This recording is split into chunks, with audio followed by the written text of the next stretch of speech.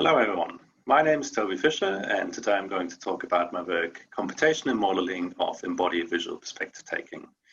This is work with Yannis Demiris in the Personal Robotics Lab at Imperial College London, and it appeared in the IEEE Transactions on Cognitive and Developmental Systems. So first of all, let me give you a brief background with what I mean with perspective taking.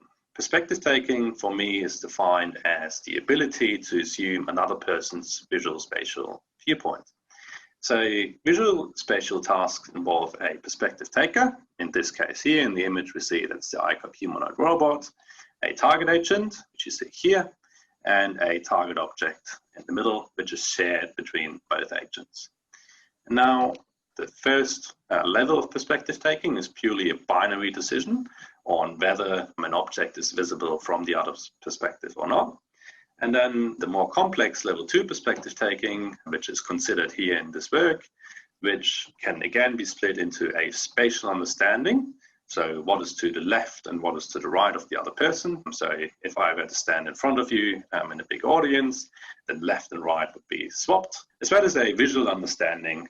So if I introduce an object, then from one side it probably looks different than the other side. And perspective taking has many applications, human-robot interaction, which I considered in previous work, as I will show you in a minute, action recognition, language understanding, as I just told you with the left and right, and path planning in social aware human-robot interactions. Earlier on at ICRA a couple of years ago, I presented a framework which laid out the core components that a robot needs to take the perspective of a human. And there's 3 perceptional components: object recognition, gaze estimation, and environment mapping. And then the 2 actual components of perspective taking. For level 1 perspective taking, I introduced a line of sight algorithm.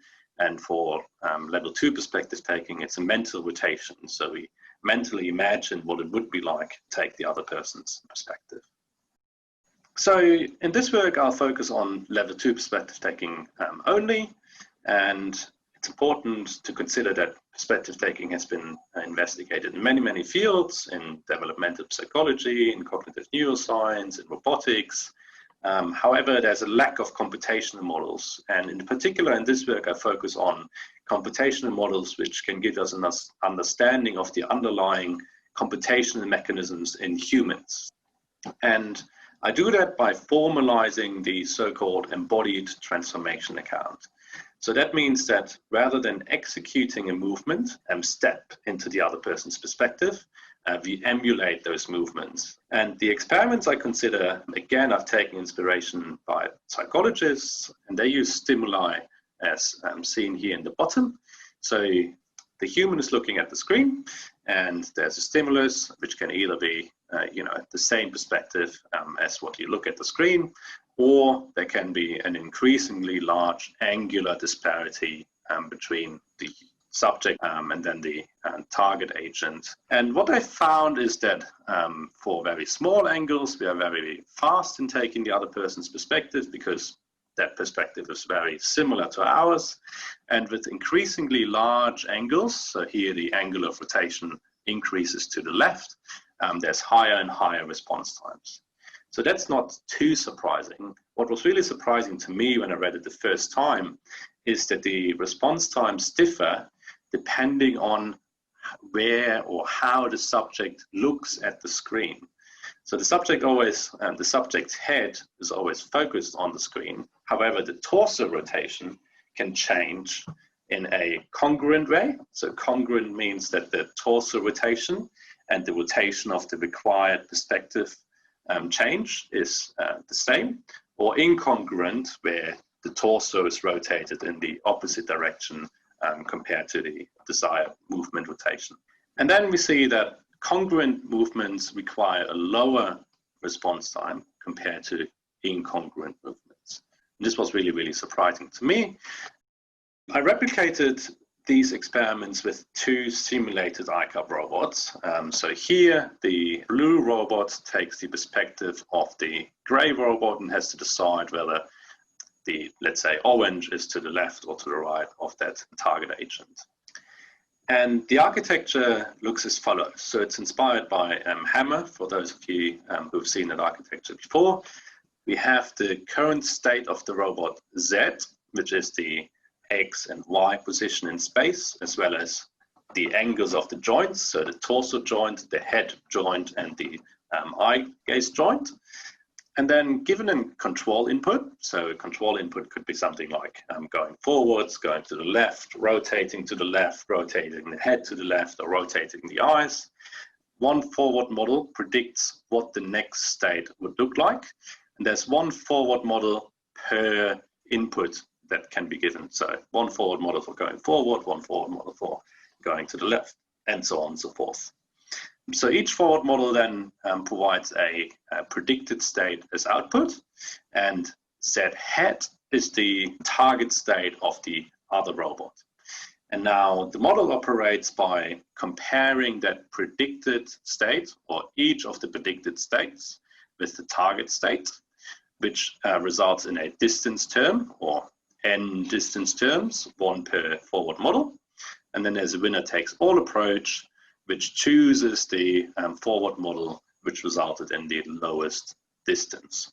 And that input is then being executed and given to the motor system that provides a simulated movement to the other perspective.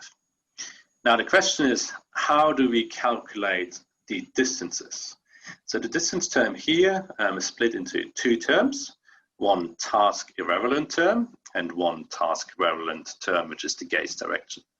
So the task equivalent term considers each joint configuration individually, such that the state of the robot, which takes the other robot's perspective, has exactly to match the state of the target robot, such that the torso joint has to exactly match, the head pose joint has to exactly match, the eye gaze joint has to exactly match, and so on and so forth.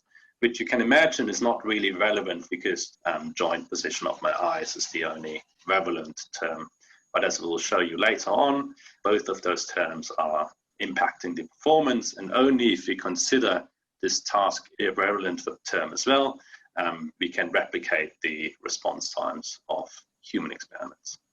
And then you can introduce a mixing parameter omega, which I will show you later on as well, which provides the trade-off between those two terms. Now we can compare the model to human data. So the response time of humans in perspective-taking tasks, as I said earlier, grows linearly with the angular disparity between the self and the target agent, and the model's response time is also linear. So that's not too surprising. There's a very, very nice match for both model data and human data. And now the more interesting experiment is once we consider movement congruence. So what is the torso rotation of the self robot, which takes the other robot's perspective? And now we see that those response times here really, really nicely match up as well. So congruent movements are generally faster than incongruent movements in both the model data on the left as well as human data on the right. And if you're interested, I've conducted many, many more experiments where we see similar statistical properties in a wide variety of experiments, which is shown in the paper. So besides individual response time differences depending on the experimental setup, the model can also replicate results which are shown across a population of robots/humans. So what's been shown by psychologists is, for example, that the embodiment scores largely differ between individuals. So what is the embodiment score? It's a difference between the congruent and incongruent response times. So the larger the response time difference, the larger is the embodiment score. And an embodiment score of 0 means that there's no difference between congruent and incongruent response times, which indicates that there's some kind of other mechanism which is being used, for example, memory, so you can just memorize right responses. So now what you can do though is you can instantiate different model instances with different omega, what I told you about earlier. So an omega of 1 means that only the gaze direction is important, and here you see that the omega is close to 1 but not equals 1, which means that the individual joint angles also have an impact in choosing the proper forward model. And what we see is that if we introduce slight differences between females and males in this example, so this is what psychologists have found, and then we can replicate those embodiment scores really, really nicely, which means that there's no statistical difference between human and model data for any of the groups, for female data, for the male data, or for the combined data. Now, you can use the model to make predictions for cases which are very, very hard to replicate in the real life. So the first model prediction is that a forced early response leads to an egocentric bias. So in the human setup, you have to press either the left key or the right key, and humans would only do that once they've decided whether the object is to the left or right of the other human. However, it's very hard to force a human to press a button earlier than they would make that decision. However, with the model, that's very easily feasible, and what the model says is that there's an egocentric bias, so you tend to give the same response as where the object is as perceived from your own perspective if you don't have sufficient time. And the second model prediction is that there's a habituation effect in consecutive trials for congruent movements. So if you consider the same movement direction in 2 consecutive trials, then in the second trial, the human will be faster, because the idea is that there's an attentional component, which I didn't talk about, but please feel free to look at the paper. There has been an article published in the Cognition journal, which tends to provide the same conclusions in human studies than what we predicted in our robot-robot experiments. And with that, I'd like to thank you very much for listening.